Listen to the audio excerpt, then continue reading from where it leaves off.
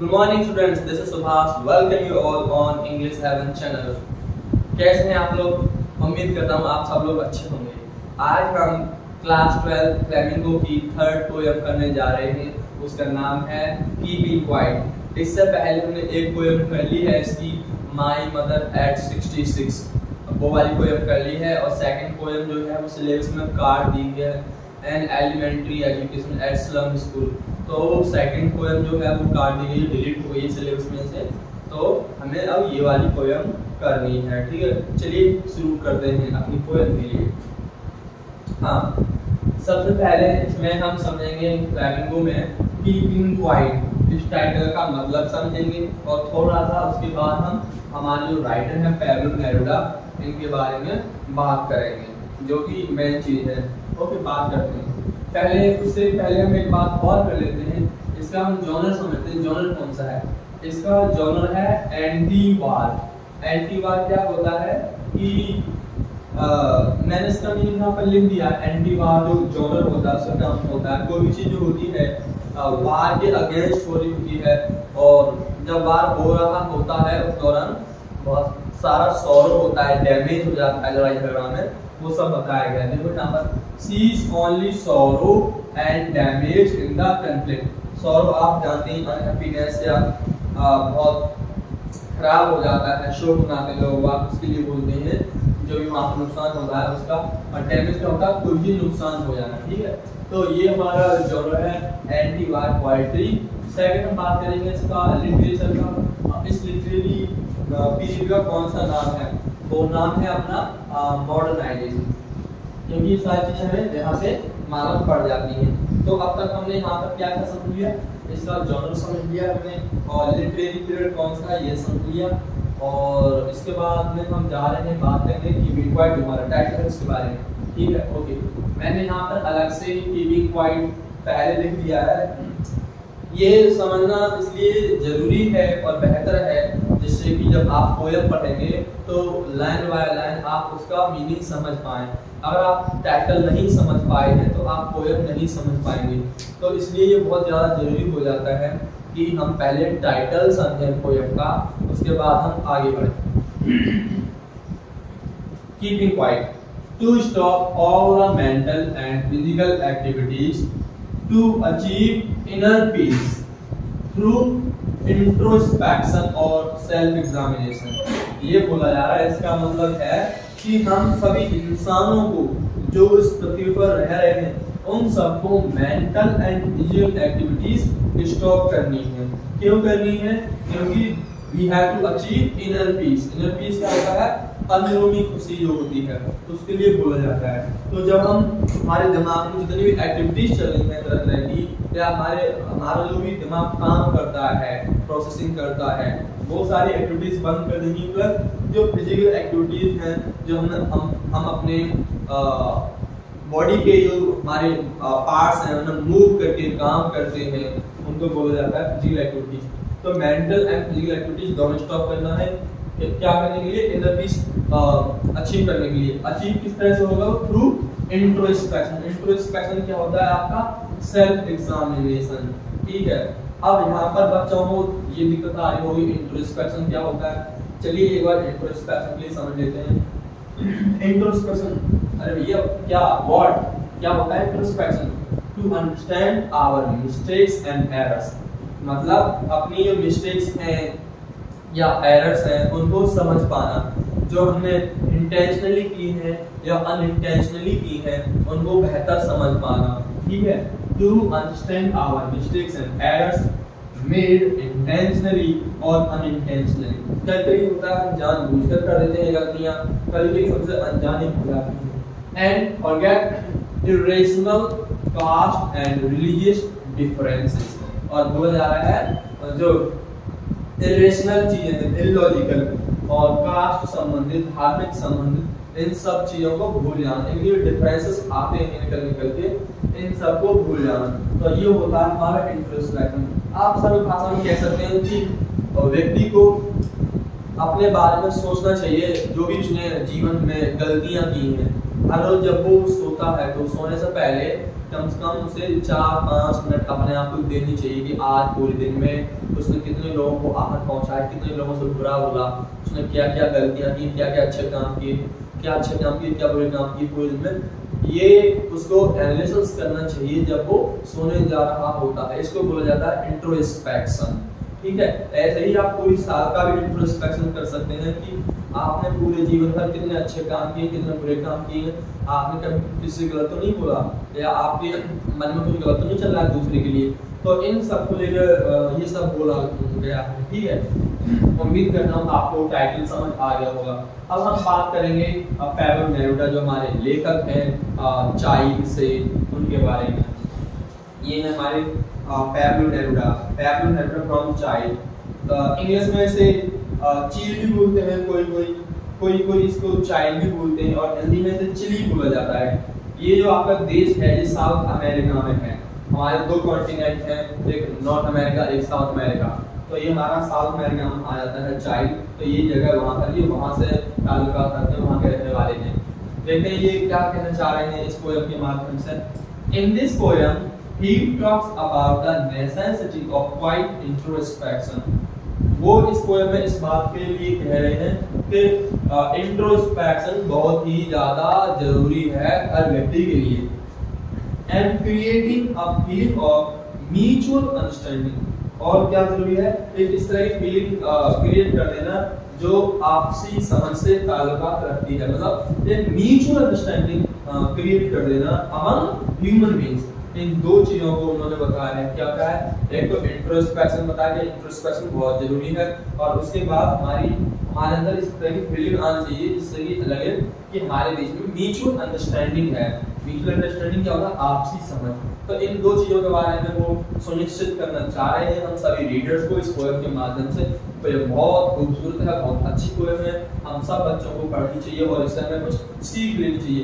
ये नहीं है कि हमने पोएम पढ़ ली और उसके बाद एग्जाम्स भी दे दिए, एग्जाम अच्छे मार्क्स भी आ गए, हम इससे कुछ भी सीखे नहीं। हमको हर पोएम से, हर प्रोज से कुछ ना कुछ सीखने को मिलता है। ठीक है, तो आज भी से कुछ सीख लेते हैं। चलिए, इसके बाद में इसकी 3 मेजर चीज जो पोएम हमसे कन्वे करना चाहता है।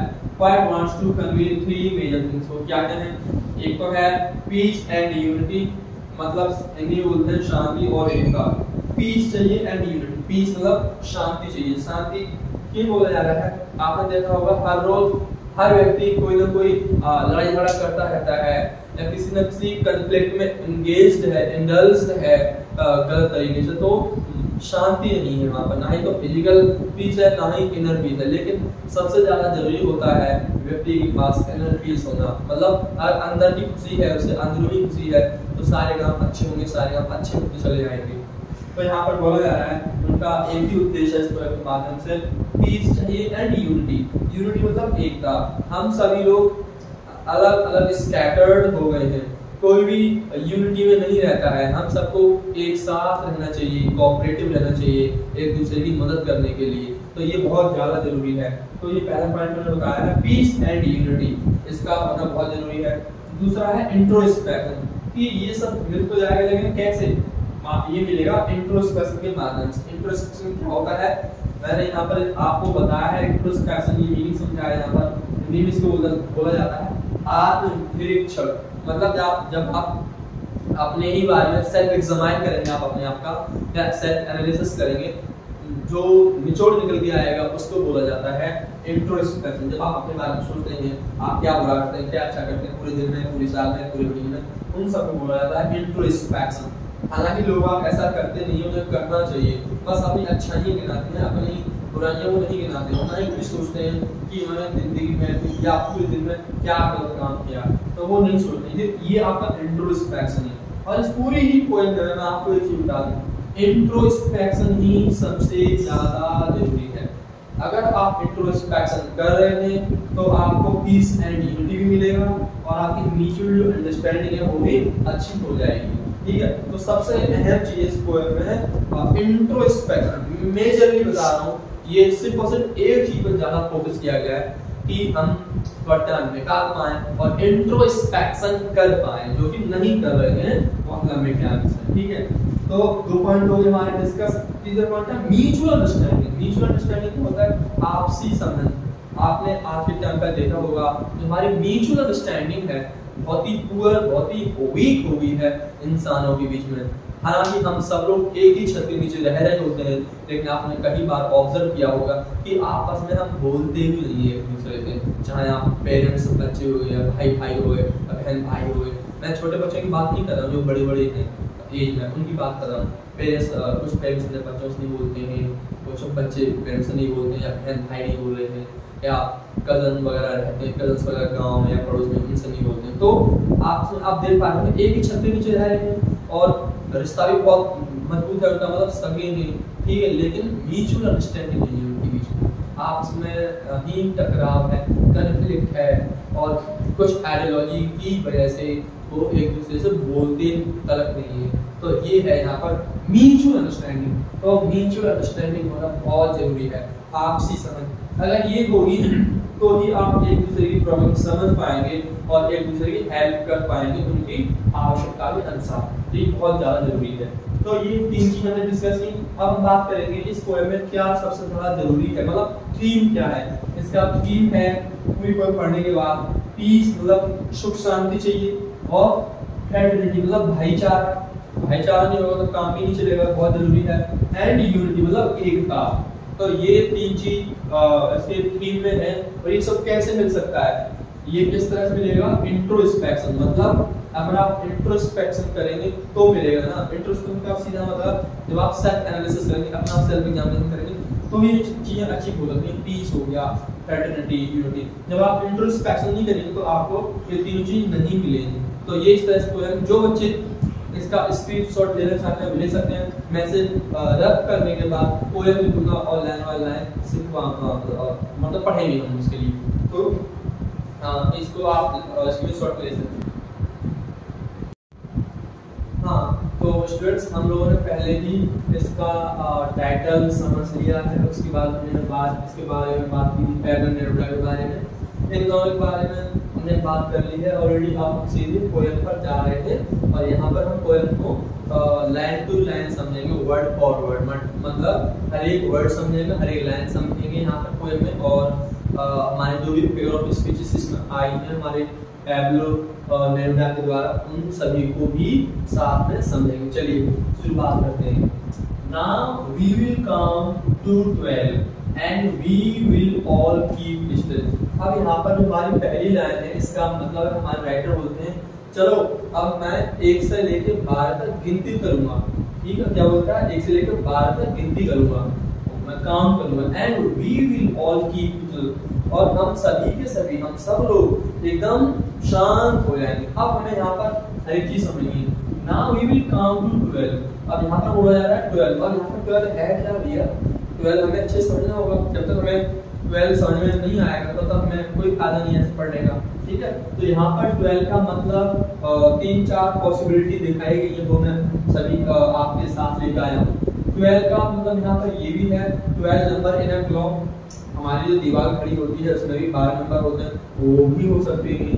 12 मंथ्स इन अ ईयर, ये भी हो सकते हैं हमारे। 12 ज़ोडिएक साइन, ये भी हो सकते हैं यहाँ पर। और इत्तेफाक की बात ये है, जब हम इसको पोएम को पढ़ते हैं तो हमें मालूम पड़ता है कि जो हमारा कीपिंग क्वाइट जो टाइटल है, अगर आप इसमें लेटर्स हमारे वर्ड्स हैं आपने काउंट करोगे तो इसमें भी आपके 12 वर्ड्स हैं। आप देख सकते हैं 1 2 3 4 5 6 7 8 9 10 11 12। तो ये कोइंसिडेंस है, एक तरह का इत्तेफाक है कि हमारा जो टाइटल है इसमें भी हमारे 12 वर्ड्स दिए गए थे। लेकिन मैं आपको बताना चाहूँगा यहाँ पर इसका जो मेन मतलब है वो किससे ताल्लुकात रखता है। ये हमारी पॉसिबिलिटीज में जो मैं बताई जा रही है कि ये नंबर हो सकता है जो 12 है, मतलब ये क्या रिप्रेजेंट कर रहा है। ये 4 चीजें हैं जिनकी पॉसिबिलिटी बताई गई, लेकिन इसमें जिसके लिए बात की जा रही है कि मैं 12 तक गिनूंगा, आप सबको शांत रहना है, हम सभी लोगों को शांत रहना, वो ये बोलते 1 से लेकर 12 तक गिनेंगे। तो वो यहाँ पर बात कर रहे हैं, इसकी बात नहीं कर रहे थे, मंथ की बात नहीं कर रहे थे, ना ही ज़ोडिएक साइन की कर रहे थे, और ना ही इसकी बात कर रहे थे। ये कर रहे हैं 12 नंबर इन अ क्लॉक। अब यहाँ पर जब हम बात कर रहे होते हैं 12 नंबर 11 क्लॉक, तो हो सकता है वो घंटों में बात कर रहे हो या मिनट्स में या सेकंड्स में, और मुझे जहाँ तक लगता है वो मिनट्स में बात कर रहे होंगे, क्योंकि वो ये जो सेकंड वाली स्पीड है जब 1 से वहाँ से शुरू होकर दोबारा 12 पे आ जाएगी, 12 पर आ जाएगी, तब आपका 1 मिनट माना जाएगा। तो यहाँ पर कोई 1 घंटा थोड़ी ना रुकेगा, तो 1 मिनट के लिए बोला जा रहा है। तो 12 नंबर जो है आपका क्लॉक में है उसे रिप्रेजेंट किया गया है, ठीक है। उम्मीद करता हूँ आपको ये लाइन समझ आई होगी। Now we will count to 12। अब दूसरी लाइन है we will all keep still, मतलब दूसरी लाइन बोलता है कि अब हम सभी लोगों को शांत रखना है। स्टिल का मतलब होता है नो मूवमेंट एट ऑल, मतलब when we stop all kind of physical activities and when we are staying in the same position for short time, then that is often associated as still, and this word still has been used many of the times in the poems written by William Shakespeare. Okay, तो ये जो still word है इसका मतलब है no movement at all, मतलब कोई physical activities नहीं। आपने देखा होगा कई बार हमारे विलियम शेक्सपियर की पोएम्स है, पोएट्री है, तो उन्होंने जो लिखी है जहाँ पर वो जहाज को बहुत ही ज़्यादा बार यूज करते हैं, तो वहाँ पर जो पानी में जहाज होता है वहाँ पर ये वाला वर्ड कई बार उन्होंने यूज किया है, ठीक है। तो यहाँ पर ऐसे ही क्या बोला जा रहा है, हम सबको हम जिस भी पोजीशन में हैं हमको एकदम से वहाँ पर रुक जाना है, किसी को भी मूवमेंट नहीं करना है। अगर मान लो कोई इस तरह से खड़ा है तो इस तरह से रहेगा, अगर कोई इस तरह से खड़ा है तो इस तरह से रहेगा, अगर कोई इस तरह से खड़ा है तो इस तरह से, मतलब जो व्यक्ति जिस भी पोजीशन में है वो उसी पोजीशन में रहेगा कुछ समय के लिए, मतलब स्टिल हो जाना है, एकदम नो मूवमेंट एट ऑल, ये बताया जा रहा था, ठीक है। उम्मीद करता हूँ आपको दो लाइन अच्छे से समझ आई होगी। अब हम चलते हैं आगे। और once on the face of the earth, अब बोला जा रहा है कि पृथ्वी के फेस पर, मतलब जो हमारा पृथ्वी का सरफेस है।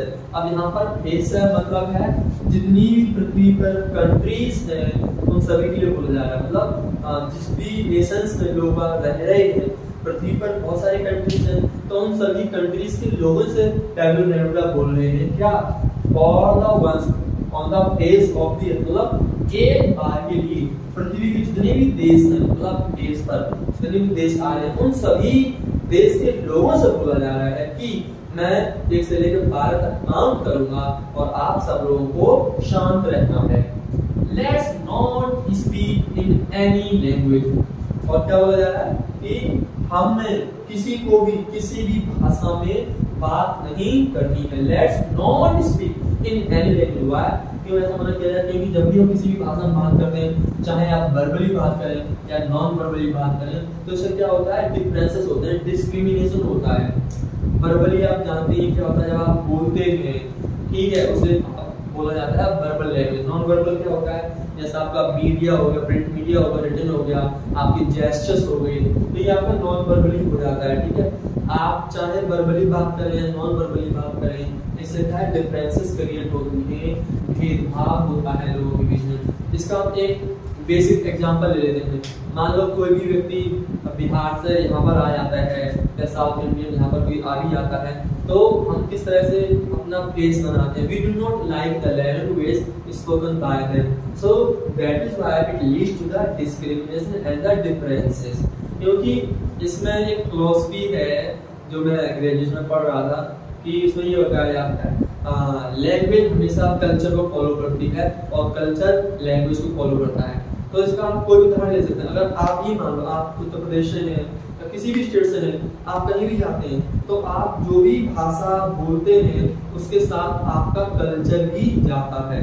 या आप ये कह सकते हैं जहाँ पर आप अपना कल्चर फॉलो करते हैं वहाँ आपकी भाषा भी साथ में चलती है, ठीक है। तो इसलिए बोला जा रहा है पृथ्वी पर जितने भी लोग रह रहे हैं, जिन भी देशों में, सभी लोगों से बोला जा रहा है कि किसी भी भाषा में हमें बात नहीं करनी। क्यों नहीं करनी है, उसका कारण ये है क्योंकि इससे क्या होगा, डिफरेंसेस और डिस्क्रिमिनेशन क्रिएट होता है, चाहे आप वर्बली बात कर रहे हैं या नॉन वर्बली बात कर रहे हैं।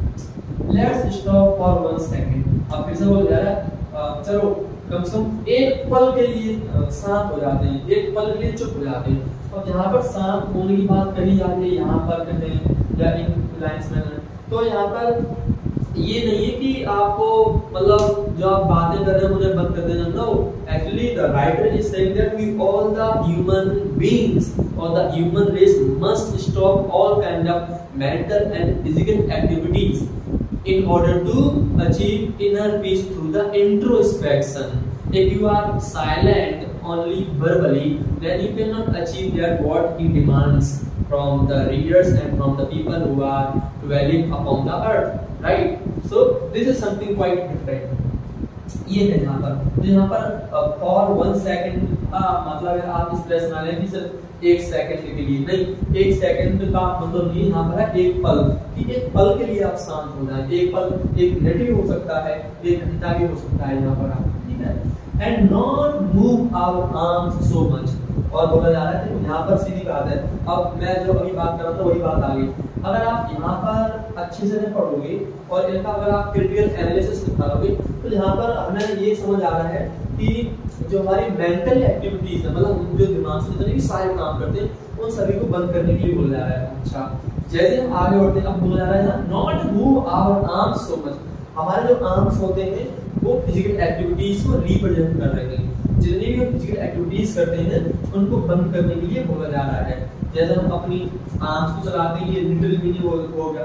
जब भी आप अपने आर्म्स चलाते हैं तो अच्छे बुरे दोनों कामों के लिए आप अपने आर्म्स मूव करते हैं। या तो आप गाड़ी खड़ा होता है, आप अपने हैंड्स मूव करते हैं, हाथ चलाते हैं। और दूसरा क्या होता है, वेपन्स। तो यहाँ पर आर्म्स के डबल मीनिंग है, 2 मीनिंग है। और एक प्रकार से ये किस तरह का फिगर ऑफ स्पीच है, ये पन है। उसको क्या बोला जाता है, पन। जिस शब्द के 2 मीनिंग होते हैं उसको पन बोला जाता है। इसका आप एक रियल एग्जांपल ले सकते हैं। अब एक मूवी आई थी आमिर खान की पी के, तो वहां पर उसके 2 मीनिंग है। एक तो उसका नाम भी है पी के और दूसरा मीनिंग है, लोग ये समझते हैं कि ये ड्रिंक करके आया है, ड्रग है ये, ठीक है। तो ऐसे 2 मीनिंग है। तो ऐसे ही यहाँ पर आर्म्स के 2 मीनिंग है। पहला मीनिंग है इसका आवर आर्म्स, मतलब लिटरल मीनिंग हो गया ये, ठीक है। और इसका कॉन्टेक्चुअल मीनिंग ये है, वेपन्स। तो हम अपने हाथ मूव करते हैं तो अच्छे कामों के लिए भी करते हैं और बुरे कामों के लिए भी करते हैं। प्लस जो वेपन्स हमारे पास हथियार होते हैं उनको ऑपरेट करने के लिए, यूज करने के लिए भी हम अपने हाथ यूज करते हैं। तो कुल मिलाकर यहाँ पर ये बोला जा रहा है हम सभी इंसानों को, जो भी इस पृथ्वी के देश में रह रहे हैं, जहाँ जहाँ जो देश है, कंट्री जहाँ जहाँ लोग रह रहे हैं, उन सभी को फिजिकल एक्टिविटीज सारी बंद कर देनी है, तभी कुछ हो सकता है। नेक्स्ट लाइन है it would be an exotic movement. हाँ, अब क्या बोला जा रहा है, अगर आप ऐसा करते हैं, अगर आप ये यहाँ पर बोला जा रहा है अगर आप ऐसा करते हैं तो इसका बहुत ज्यादा फायदा होगा। क्या फायदा होगा, बोला जा रहा है it would be an exotic movement. ये काफी एक्सोटिक मूवमेंट होगा, मतलब स्ट्रेंज होगा, बहुत अजीब सा होगा। एक्सोटिक मूवमेंट कैसे होगा वो मैंने आपको यहाँ पर एक्सप्लेन किया है। मतलब it would B world peace मिलेगा हमें, मतलब पूरी दुनिया में शांति मिलेगी। हाँ, वर्ल्ड पीस हो गया हमारा, यूनिवर्सल ब्रदरहुड, मतलब पूरे जगत में, पूरे दुनिया में भाईचारा बढ़ेगा।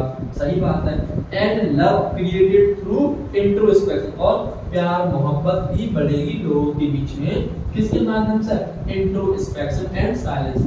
सही बात है। अगर ऐसा होगा, मान लो एक्सोटिक मूवमेंट होगा तो ऑफकोर्स एक स्ट्रेंज मूवमेंट ही तो कहलाएगा, तभी हम इसको स्ट्रेंज कह सकते हैं। क्यों स्ट्रेंज होगा, क्योंकि कभी ऐसी दुनिया में हुआ नहीं है कि पूरी दुनिया एक साथ आई हो, शांत हो गई हो और किसी की बात ये एक्स्ट्रा ऑर्डिनरी मान रही हो, तो ऐसा हुआ नहीं है। अगर ऐसा होता है, मतलब अगर वर्ल्ड पीस मिल जाता है हमें और यूनिवर्सल ब्रदरहुड इंक्रीज हो रहा है, बढ़ रहा है हमारा, और लोगों के बीच में प्यार मोहब्बत ये बढ़ रहा है, कैसे, इंट्रोस्पेक्शन और साइलेंस के माध्यम से, तो इसको हम एक्सोटिक मूवमेंट बोलेंगे, जो भी स्ट्रेंज लगेगा लोगों के लिए। स्ट्रेंज क्यों लगेगा, क्योंकि कभी ऐसा हुआ नहीं है इसलिए। नेक्स्ट है विदाउट रस विदाउट इंजन। अब यहाँ पर कैसे बोला जा रहा है और कैसा रहेगा, जो विदाउट रस। रस क्या होता है, रस का मतलब होता है भाग दौड़। आपने देखा होगा आज की दुनिया में हर व्यक्ति, लड़की लड़का, छोटे बड़े, सब लोग अपनी दौड़ में भाग रहे हैं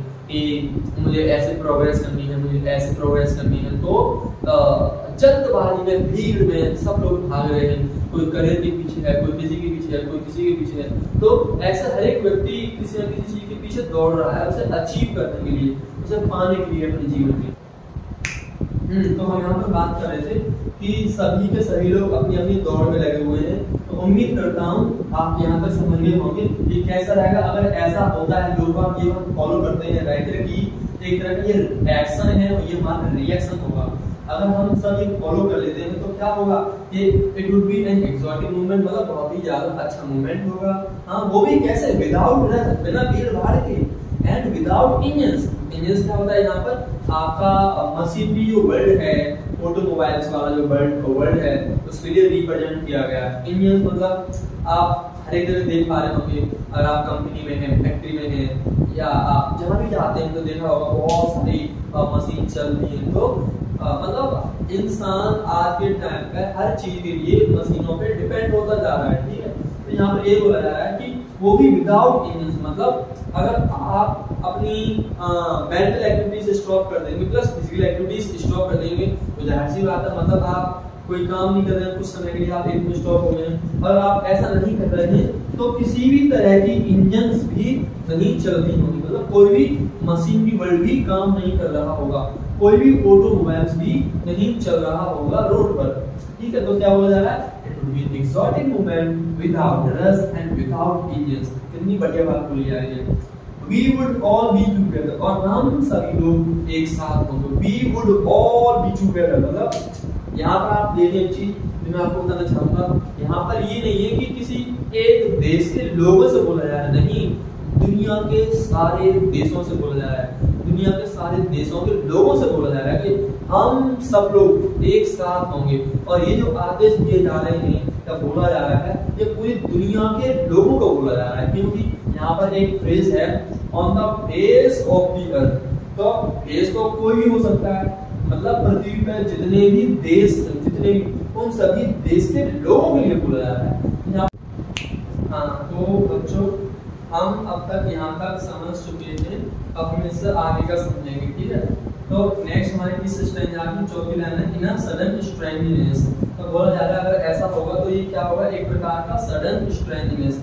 सडन स्ट्रेंजीनेस क्या होगा, मतलब मिस्टीरियस साइलेंस, एक इस तरह का साइलेंस होगा, क्योंकि पूरी पोएम में पैब्लो नेरुदा साइलेंस की ही डिमांड कर रहे थे। तो एक प्रकार का मिस्टीरियस साइलेंस कहलाएगा, जहां पर आप ये देख पाएंगे सभी लोग इक्वली खड़े हुए हैं और इक्वली साइलेंट हैं, चाहे वो गरीब है, अमीर है, छोटे हैं, बड़े हैं, इस साइड कोई फर्क नहीं पड़ने वाला है। तो इक्वली ये हमें दिखा रहा है इक्वालिटी, मतलब इक्वली सभी लोग वहां पर होंगे और मिस्टीरियसली साइलेंट होंगे। तो सडन स्ट्रेंजीनेस इसलिए यहाँ पर बोला गया मिस्टीरियस साइलेंस। ठीक है, हमारा नेक्स्ट स्ट्रेंजर है fisherman in the cold sea would not harm whales. अब बोला जा रहा है जो हमारे फिशरमैन हैं वो कोल्ड सी में हार्म नहीं करेंगे, किसके लिए, व्हेल्स मछली होती हैं, तो उसके लिए वे लोग नुकसान नहीं पहुंचाएंगे। अब यहाँ से ये मतलब है, ये जो हमारी लाइंस हैं हमें ये बताया जा रहा है कि human beings are ruthlessly destroying nature and they are harming other species for their need and greed। तो हमें इन दो लाइन से ये मालूम पड़ रहा है कि जो हमारे फिशरमैन से मतलब जो इंसान है, मनुष्य है, वो अपने फायदे के लिए, अपने लालच के लिए, अपनी आवश्यकता के लिए नेचर को डिस्ट्रॉय कर रहा है और जो अदर स्पीसीज हैं उनको नुकसान पहुंचा रहा है, ये मतलब है। And the man gathering salt would look at his hurt hands। और जो व्यक्ति समुद्र के सहारे नमक इकट्ठा कर रहा है, सॉल्ट इकट्ठा कर रहा है, वो अपने हाथों की तरफ देखेगा। तो आप एक चीज देख पाएंगे यहाँ पर इन दो लाइन में बताया है कि इंसान क्या कर रहा है नेचर के साथ, और ये जो दो लाइन है लास्ट की, इसमें बताया जा रहा है कि नेचर किस तरह से रिवेंज ले रहा है, रिटर्न ले रहा है। This is the return which he is getting from the nature। Yes, भाई जाहिर सी बात है, अगर आप नेचर को परेशान करोगे या नेचर को प्रॉब्लम में डालोगे तो वो भी आपको प्रॉब्लम में डाल सकता है। जब आप नेचर को डिस्ट्रॉय कर रहे हैं, अदर स्पीसीज को हार्म कर रहे हैं अपनी आवश्यकता के लिए, अपनी लालच के लिए, तो फिर वो भी कुछ भी कर सकता है। तो वैसे ही यहाँ पर क्या हो रहा है, रिवेंज में क्या हो रहा है, जो व्यक्ति वहाँ पर सॉल्ट इकट्ठा कर रहा है, नमक इकट्ठा कर रहा है, तो वो अपने हाथों की तरफ देखता है कि उसके हाथों में घाव लग गए हैं, चोट लग गई है, तो उनको देखता है। तो यहाँ पर ये बोला जा रहा है अगर हम सब लोग साइलेंट होंगे कुछ समय के लिए, या जो भी हम काम काज कर रहे हैं इतने लंबे टाइम से, अगर हम शांत हो जाएंगे तो हमें टाइम मिल पाएगा। और उन्होंने बताया भी है कि इस तरह के लोग हमेशा काम धाम करते रहते हैं या नेचर के साथ छेड़खानी करते रहते हैं, उनके लिए भी टाइम मिलेगा, वो भी थोड़ा सोच पाएंगे, इंट्रोस्पेक्ट कर पाएंगे। और जो लोग नमक वगैरह या सॉल्ट इकट्ठा कर रहे होते हैं या जो भी काम कर रहे हैं, उनके हाथों में चोट लगती रहती है, तो उन लोगों को भी टाइम मिल पाएगा और थोड़ा बहुत देख पाएंगे। कभी कभी ऐसा होता है कि हमारे चोट लग जाती है, हमें मौका ही नहीं मिलता है,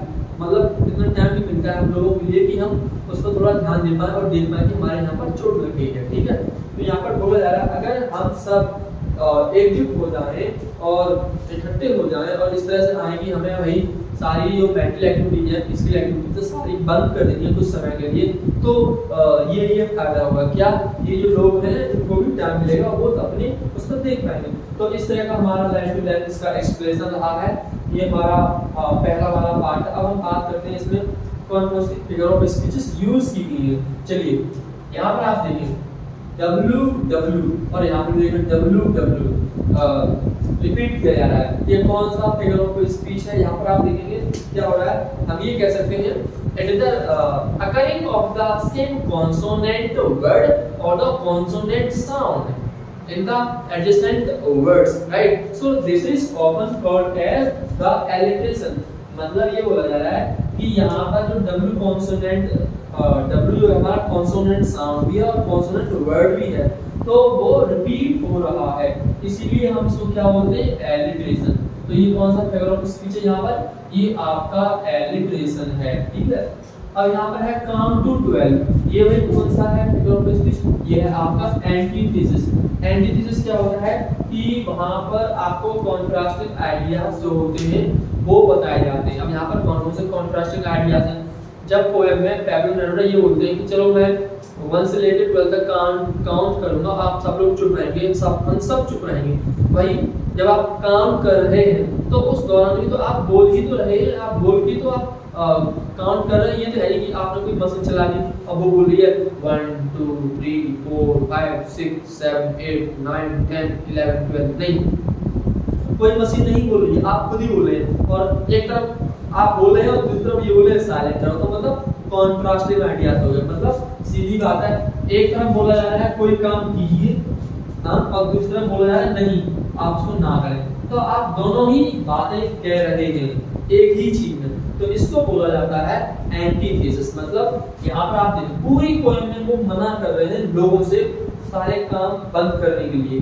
कि आप सब काम बंद कर दो, चाहे वो मेंटल एक्टिविटीज है चाहे आपकी फिजिकल एक्टिविटीज है। ठीक है, मना कर दिया यहाँ पर, मतलब ये मतलब मत करो, लेकिन वो खुद कर भी नहीं, वो भी तो बोल रहे हैं, वो भी तो कह रहे हैं कि मैं 1 to 12 दूंगा, आप सब काम बंद कर दो, तो इसलिए ये बोला जा रहा है ये कॉन्ट्रास्टिंग आइडियाज हैं। ये आपका कौन सा फिगर ऑफ स्पीच है, एंटीथेसिस। नेक्स्ट आगे बढ़ते हैं। अब आप यहाँ पर ये देखेंगे कहाँ गए हम, यहाँ पर जाते हैं, ये आर्म्स है, ये वाला कौन सा फिगर ऑफ स्पीच है, ये आपका पन है।